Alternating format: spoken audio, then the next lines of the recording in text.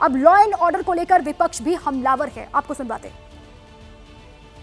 है। सरकार के संरक्षण के अंदर अगर ये इस प्रकार के आगजनी और इस प्रकार की घटनाएं होंगी, चूंकि आप नफरत को आग देने का काम कर रहे हो। गृह जनपद है मुख्यमंत्री जी का, मुख्यमंत्री जी को देखना चाहिए कि उनके गृह जनपद में आगजनी हो गई। आप इस वादे के साथ चुनाव जीते थे कि आप महाराष्ट्र को आप सांप्रदायिकता की आग में झोंक देंगे। आप आगजनी कर आपके जनपद में हो रही है, इसके लिए कौन जिम्मेदार होगा? तो हम तो चाहेंगे कि वायलेंस ना हो, और हम रिक्वेस्ट करेंगे आपके माध्यम से भी कि कायदे कानून का सब पालन करें, कोई भी कायदे का उल्लंघन ना करे। और हमारी सरकार से भी मांग है कि सरकार जो भी इसमें इन्वॉल्व है, जिसने ये दंगे भड़काने के लिए अपने अल्फाज यूज किए, ऐसे लोगों के ऊपर सख्त कार्रवाई करे, ताकि महाराष्ट्र के अंदर आगे इस तरह की घटनाएं ना हो। नागपुर के इतिहास में, 300 साल के इतिहास में कभी हिंदू मुस्लिम दंगा वहां नहीं हुआ।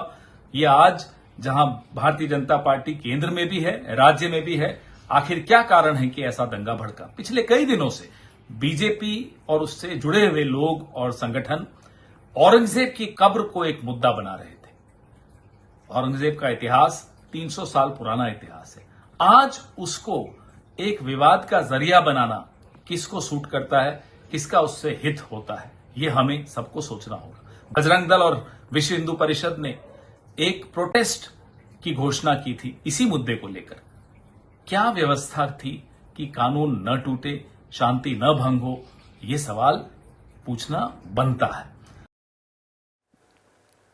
तो विपक्ष को आपने सुना, ये कहा जा रहा है कि कौन लोग इसके पीछे हैं और जो कुछ भी नागपुर में हुआ उसके बारे में पहले से पुलिस प्रशासन को जानकारी कैसे नहीं लगी, और सरकार पर भी और पुलिस प्रशासन पर भी विपक्ष अब हमलावर है कानून व्यवस्था के मुद्दे को लेकर। नागपुर में हिंसा, अफवाहों से बचने की लगातार अपील भी की जा रही है। सरकार की ओर से भी कहा जा रहा है कि अफवाहों पर ध्यान ना दें। अब जिस बात का जिक्र प्रशासन की ओर से भी किया गया कि अफवाह वहां पर फैलाई गई, जिसके बाद वहां पर हिंसक घटनाएं शुरू हुई। अब अफवाह किसने फैलाई है, सोशल मीडिया हैंडल भी लगातार खंगाले जा रहे हैं। जिन लोगों को हिरासत में लिया गया है, कुछ लोगों को गिरफ्तार किया गया है, उन सभी से पूछताछ भी की जा रही है। और सरकार ने ये सीधे सभी से कहा है साफ लहजे में कि किसी को भी बख्शा नहीं जाएगा, किसी को छोड़ा नहीं जाएगा, और सभी जो भी इसके पीछे हैं उनको गिरफ्तार किया जाएगा। औरंगजेब की कब्र को हटाने की मांग लगातार की जा रही है हिंदू संगठनों की ओर से। वीएचपी और बजरंग दल का कल प्रदर्शन शुरू हुआ दोपहर 2 बजे के आसपास, और इस प्रदर्शन के विरोध में ही एक समुदाय विशेष के लोग शाम को सड़कों पर निकले और देखते ही देखते हजारों की तादाद में वो नजर आए।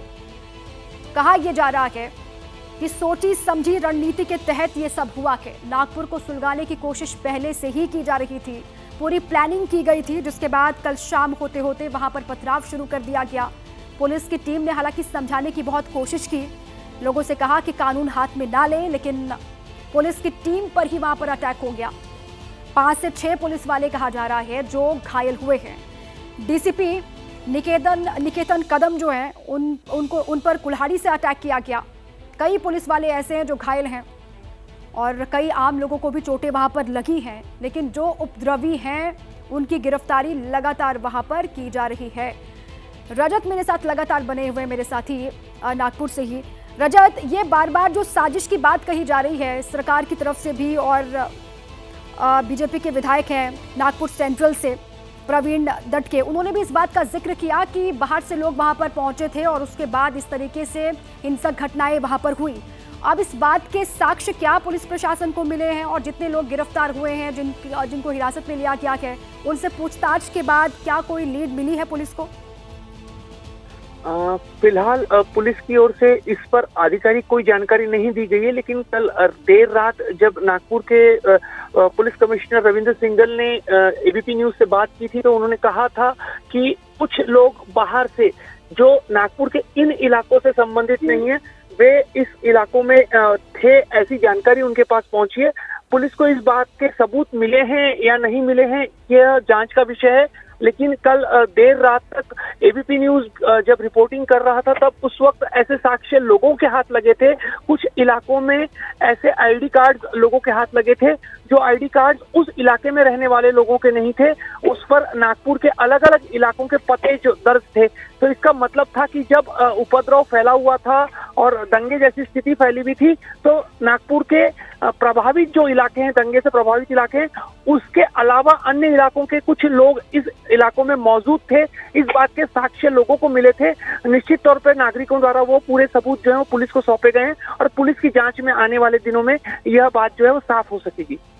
बिल्कुल, साजिश के एंगल से पुलिस लगातार जांच कर रही है। रजत, आप रहे मेरे साथ। केंद्रीय मंत्री और नागपुर से सांसद हैं नितिन गडकरी, उन्होंने लोगों से अफवाहों पर ध्यान ना देने की अपील की है। नागपूरमध्ये काही अफवा पसरवल्यामुळे धार्मिक तणाव निर्माण होण्याची स्थिती निर्माण झाली आहे।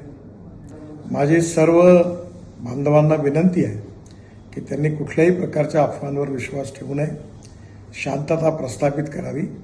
ज्या ज्या लोकांनी चुका केल्या असतील किंवा ज्यांनी गैरकायदेशीर कृत्य केले असतील त्यांच्यावर सरकार कारवाई करेल असा विश्वास मी आपल्या सगळ्यांना देतो। तो नागपुर से सांसद नितिन गडकरी को आपने सुना, केंद्रीय मंत्री भी हैं, उन्होंने भी लोगों से शांति बनाए रखने की अपील की है और साथ ही किसी भी तरह की अफवाह पर ध्यान न देने की लोगों से अपील की है।